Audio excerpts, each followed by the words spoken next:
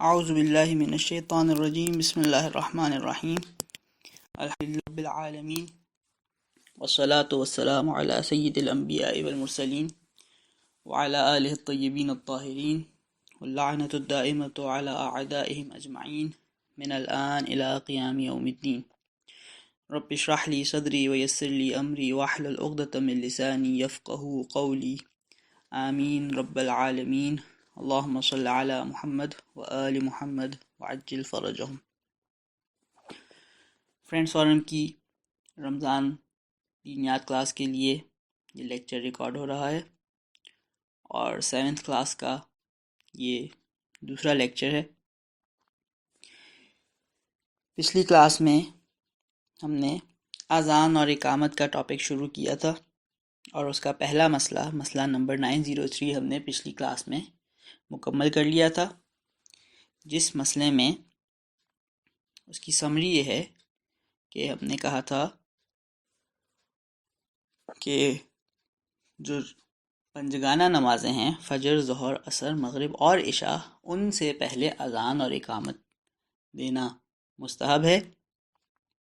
اس کے بعد ہم نے یہ بتایا تھا کہ ان نمازوں کے علاوہ جو دوسری کوئی بھی واجب یا مستحب نمازیں ہیں ان سے پہلے اذان اور اقامت دینا شریعت کا حصہ نہیں، اس کے بارے میں ہمیں حکم نہیں دیا گیا۔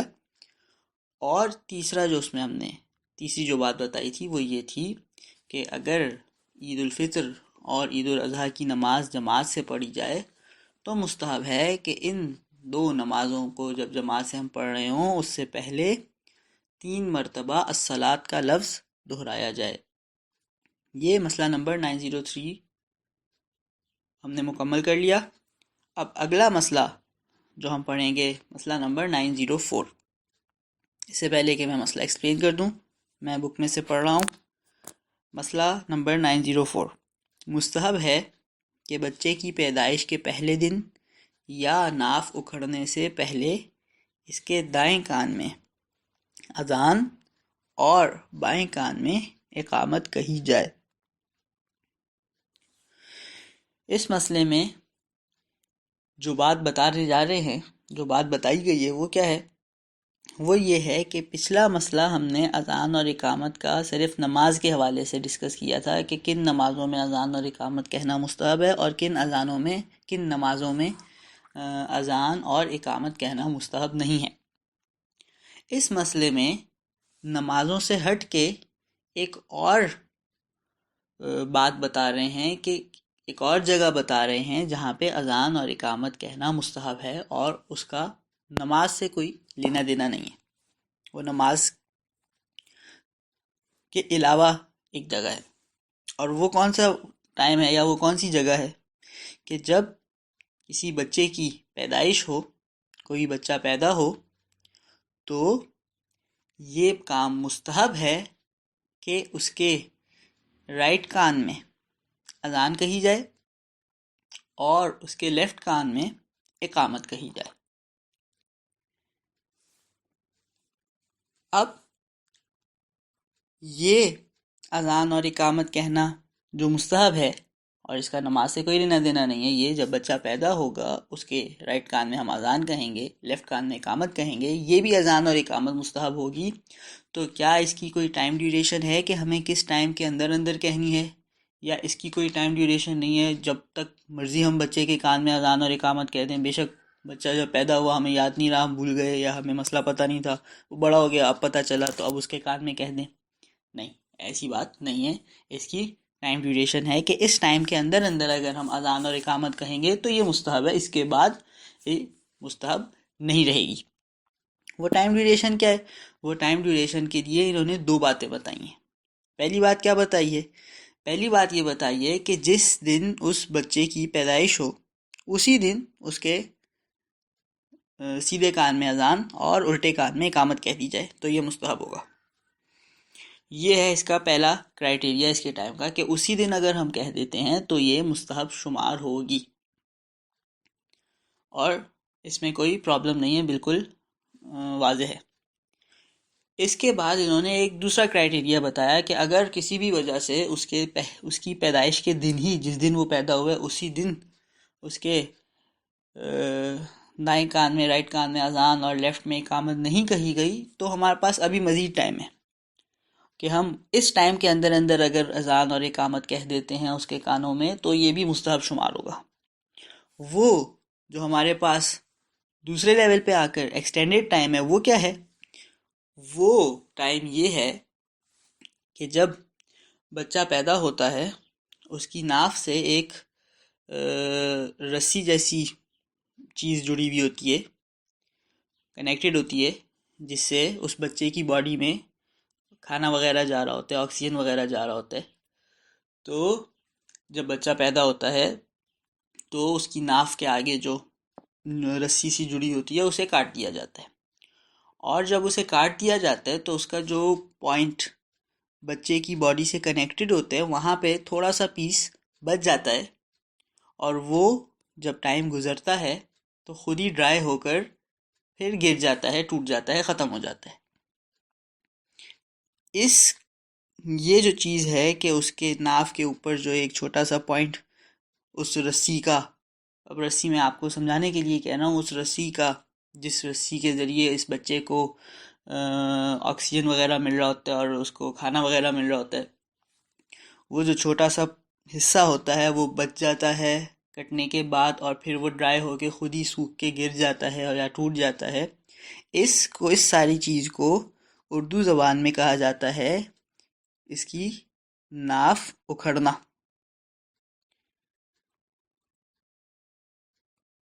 تو ہمارے پاس جو ایکسٹینڈڈ ٹائم ہے بچے کے لیے، بچے کے کانوں میں اذان اور اقامت کہنے کے لیے، اور یہ کام کب تک مستحب شمار ہوگا؟ اگر ہم نے پہلے دن کسی بھی وجہ سے بچے کے کان میں اذان اور اقامت نہیں کہی تو ابھی ہمارا ٹائم ختم نہیں ہوا، بلکہ جب تک اس کی یہ ناف اکھڑ نہیں جاتی اور یہ اس کی ناف کے اوپر جو چھوٹا سا پیس رہ چکا ہے وہ ڈرائی ہو کے گر کے ٹوٹ نہیں جاتا، اس وقت تک ہمارے پاس ٹائم ہے کہ ہم بچے کی کان میں رائٹ والے میں اذان اور لیفٹ والے میں اقامت کہہ دیں.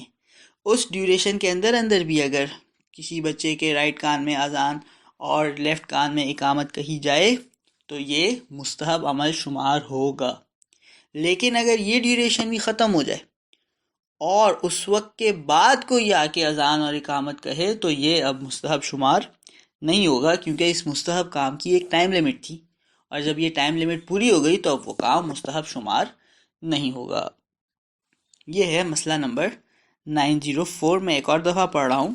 مستحب ہے کہ بچے کی پیدائش کے پہلے دن، یہ ہے پہلی ہمارے پاس ٹائم لمٹ، اگر یہ پوری ہو جاتی ہے تو دوسری ٹائم لمٹ، یا ناف اکھڑنے سے پہلے اس کے دائیں کان میں اذان اور بائیں کان میں اقامت کہی جائے.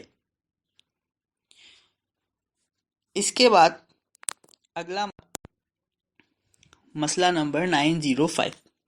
مسئلہ نمبر 905 بہت آسان مسئلہ ہے، اور اس مسئلے میں صرف اور صرف اذان اور اقامت میں کتنے جملے ہیں، کتنے سینٹینسز ہیں، یہ بتایا گیا ہے.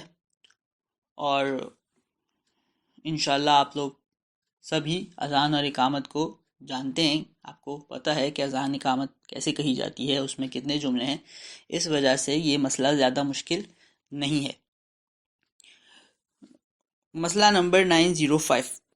اذان 18 جملوں پر مشتمل ہے. سب سے پہلے اذان کو بیان کر رہے ہیں، اذان کا بتا رہے ہیں کہ اذان میں کتنے جملے ہیں. تو اذان میں 18 جملے ہیں.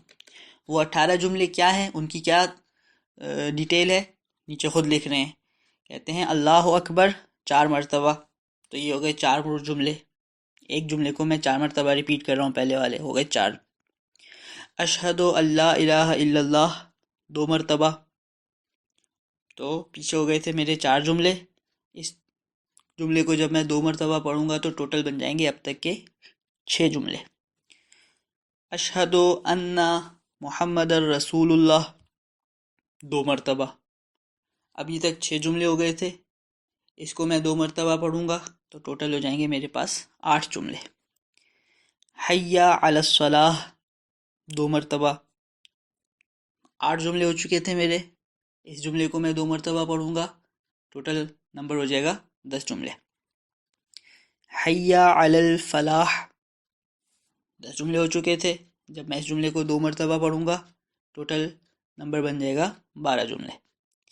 حی علی خیر العمل اگین اس کو میں 2 مرتبہ پڑھوں گا اور 12 ہو چکے تھے +2 14. اللہ اکبر 2 مرتبہ پڑھوں گا 14 + 2 16. اور آخر میں لا الہ الا اللہ اس کو میں 2 مرتبہ پڑھوں گا تو 16 ہو چکے تھے.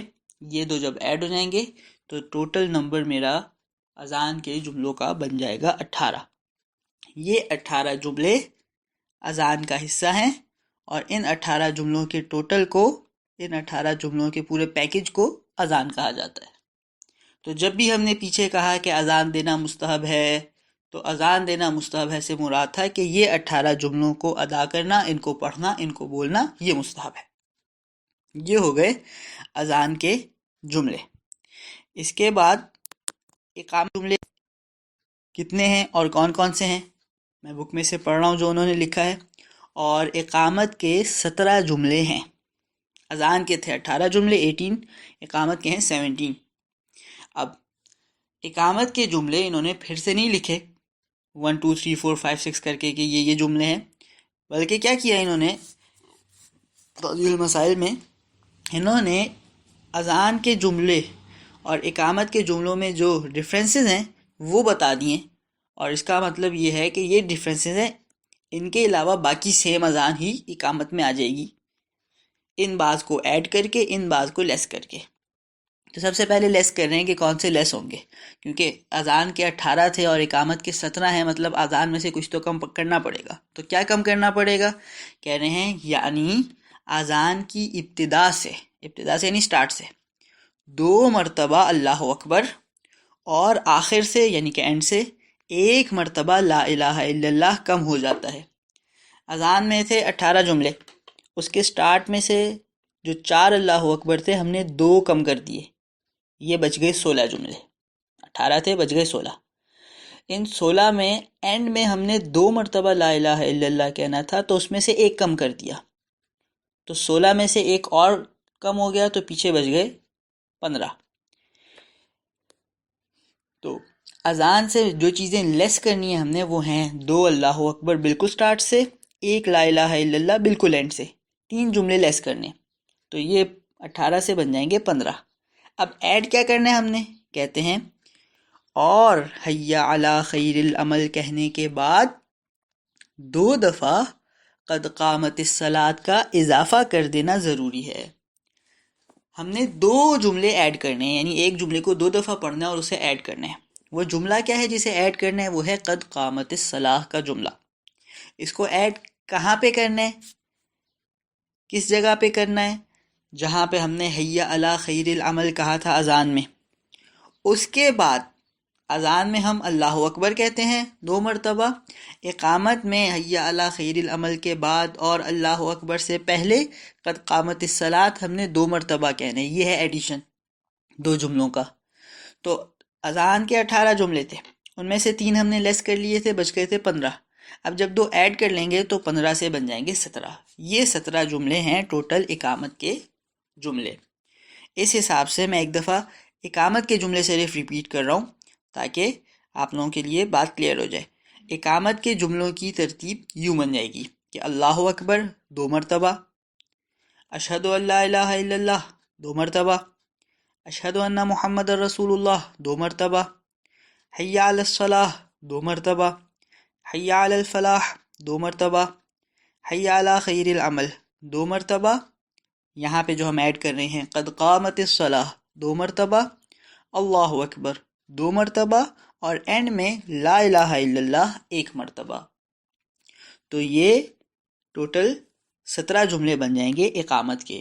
یہ اذان اور اقامت کے جملوں کی تفصیل ہے اور انشاءاللہ اگلی کلاس میں ہم لوگ مسئلہ نمبر 906 سے پڑھنا شروع کریں گے. والحمد للہ رب العالمین.